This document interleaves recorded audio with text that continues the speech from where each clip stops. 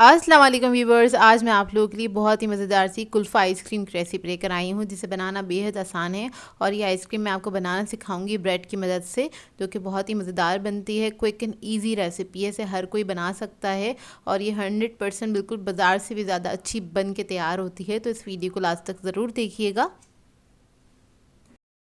अगर आप मेरे चैनल पर नए हैं तो मेरे चैनल को सब्सक्राइब करें, साथ साथ ऑल नोटिफिकेशन को क्लिक करें। इससे आने वाली मेरी हर नई वीडियो की नोटिफिकेशन आपको सबसे पहले मिलेगी। वीडियो अच्छी लगे तो लाइक एंड शेयर करना ना भूलें।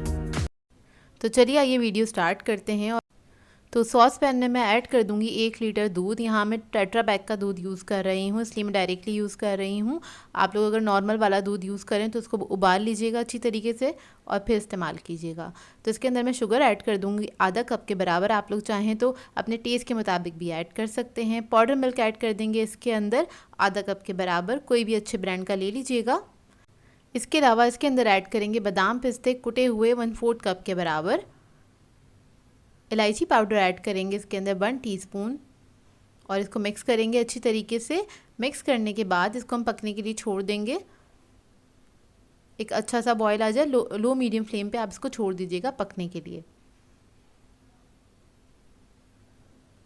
तो इधर हम ले लेते हैं ब्रेड के स्लाइसेस। ये नॉर्मल साइज़ की ब्रेड है, 5 स्लाइसेस लिए हैं मैंने। इसको तोड़ के मैं ब्लेंडर में ऐड कर दूंगी और इसके हमें बना लेने हैं क्रम्स। ये देखिए, बस इसके मैं क्रम्स बना लूँगी। और ये दूध हमारा अच्छे से पक चुका है, इसको तकरीबन 5 से 7 मिनट हो चुके हैं इसी तरह से पकते हुए। और अब इसके अंदर हम सारे क्रम्स ऐड कर देंगे और इसको मिक्स कर लेंगे अच्छी तरीके से।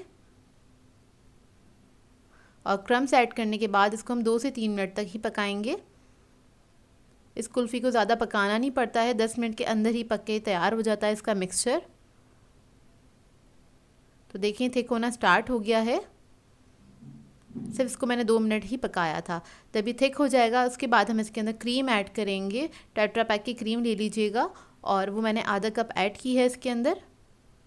इसको भी मिक्स कर लेंगे अच्छी तरीके से। तो ये हमारा जो मिक्सचर है रेडी हो गया है। ये देखिए इतना थिक होगा ये। अब इधर मैंने इस तरह का एक मोल्ड ले लिया है। आप लोग चाहें तो कोई प्लास्टिक का कंटेनर भी ले सकते हैं। इसके अंदर हम बेस में डाल देंगे बादाम पिस्ते स्लाइस किए हुए और इसके अंदर हम ये सारा मिक्सचर ऐड कर देंगे। और आप लोग चाहें तो इसको कुल्फ़ी का जो मोल्ड होता है उसके अंदर भी जमा सकते हैं। इसको थोड़ा सा टैप किया है मैंने और ऊपर हम इसको कवर करेंगे बटर पेपर से ताकि इसके अंदर क्रिस्टल ना बने। इसे कवर करने के बाद फॉइल से मैं इसको कवर कर दूंगी अच्छी तरीके से। इसको कवर करने के बाद इसको मैं रख दूंगी फ्रीज़र में ताकि अच्छे से सेट हो जाए। तकरीबन ओवरनाइट के लिए रखूंगी। आप लोग चाहें तो 4 से 5 घंटे के लिए भी रख सकते हैं, ये बहुत अच्छे से जम जाती है। मैंने इसको रखा था ओवरनाइट के लिए। तो चारों तरफ से आपने कवर कर देना है और उसके बाद अब हम इसको रख देंगे। तो ये देखिए सेट हो गई है। ओवरनाइट के लिए ही मैंने छोड़ दिया था, उससे बेस्ट रिज़ल्ट आते हैं इस वजह से। तो इसको हम हटा लेंगे और ये बहुत अच्छे से जम चुकी है। बटर पेपर भी हटा लेंगे एहतियात से।